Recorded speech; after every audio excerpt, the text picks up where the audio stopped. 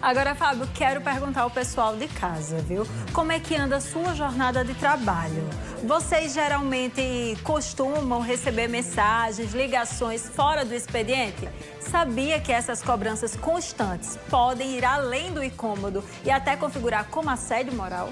Nossa, é muito delicado, porque com as redes sociais tudo fica complicado mesmo, né? Porque muitas vezes a jornada de trabalho não termina quando você fecha o computador, o celular e vai-se embora para casa. Enfim, mensagens, ligações, reuniões fora do expediente tem regras, viu? E o trabalhador precisa conhecer os seus direitos, não é? Exatamente. Por isso faz o seguinte, na dúvida, pergunte.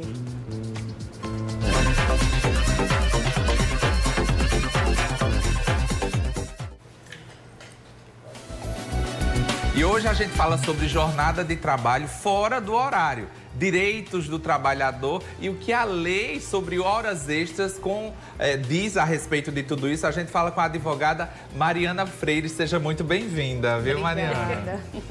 E você aí de casa, se tem alguma dúvida, faz o seguinte, manda mensagem para o nosso WhatsApp 991050400.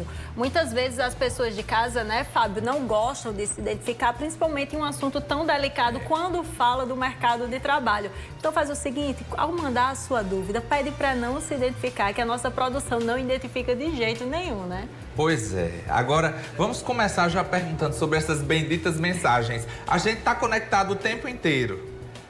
Mas em relação ao trabalho, quando a gente sai do expediente, podemos ficar interagindo com as relações trabalhistas ou não? Me conta, Mariana, conta pra gente. Depende do teor da mensagem. Se for só, por exemplo, uma informação, amanhã funcionaremos de tal hora a tal hora, amanhã todos venham de azul, vai ter um evento aqui. Veja que não é uma situação de trabalho em si, que o funcionário vai precisar pegar o telefone dele ou ir no computador para fazer um trabalho. É uma questão informativa. Agora, se porventura recebe uma mensagem dizendo: fulano, preciso que você acesse agora o seu sistema para fazer tal coisa que não ficou feito ou que eu preciso que você altere. Isso sim é um trabalho fora do horário e não pode. Essas situações, elas podem até se caracterizar como assédio moral, porque muitas vezes a gente termina levando o trabalho para o nosso ambiente de casa, né? Uma coisa que não foi concluída na nossa jornada. Então, duas coisas. Pode se caracterizar como assédio e, ao mesmo tempo, pode gerar hora extra. Exato. A questão do assédio moral é a prática reiterada de situações que acabam ferindo a sua, como é que eu posso dizer, prejudicando a sua saúde, certo?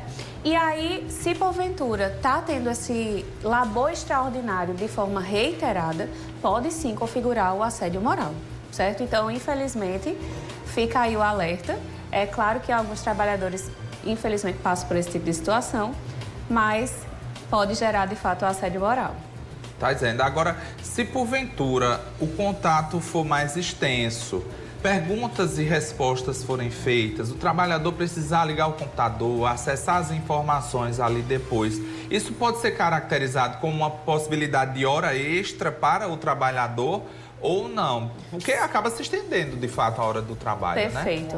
né? A própria CLT determina que o labor tem que ser de 8 horas diárias e 44 horas semanais, certo? O que extrapolar isso, se não tiver previsto em convenção coletiva, vai gerar hora extra. Precisa deixar claro que existe um direito à desconexão, que é o direito ao lazer e o direito ao descanso. Se porventura a empresa está descumprindo esse direito que o trabalhador tem, vai gerar sim as horas extras. E doutora, e como registrar essas horas extras, né? Porque tem muitas empresas que o aplicativo do ponto é pelo celular, funciona tudo certinho, mas tem empresas ainda que o ponto é manual. Então, como deixar registrado de fato essa carga horária extra fora da jornada de trabalho? Se porventura a empresa não permitir que faça essa alteração, meu conselho é: registre essas informações. Se foi pelo WhatsApp, tira print. Se foi por e-mail, registre também em um banco de dados, porque infelizmente algumas empresas têm o costume de não permitir que você altere o ponto. Tá certo. Agora eu quero saber o seguinte: se você não responder às mensagens fora do horário de trabalho, deixar no vácuo, entre aspas, isso pode gerar uma demissão do trabalhador também? É uma pergunta complexa, porque cabe o direito de não responder porque está fora do horário. Mas, e se não responder? É uma pergunta realmente complicada. Eu parto do pressuposto do bom senso.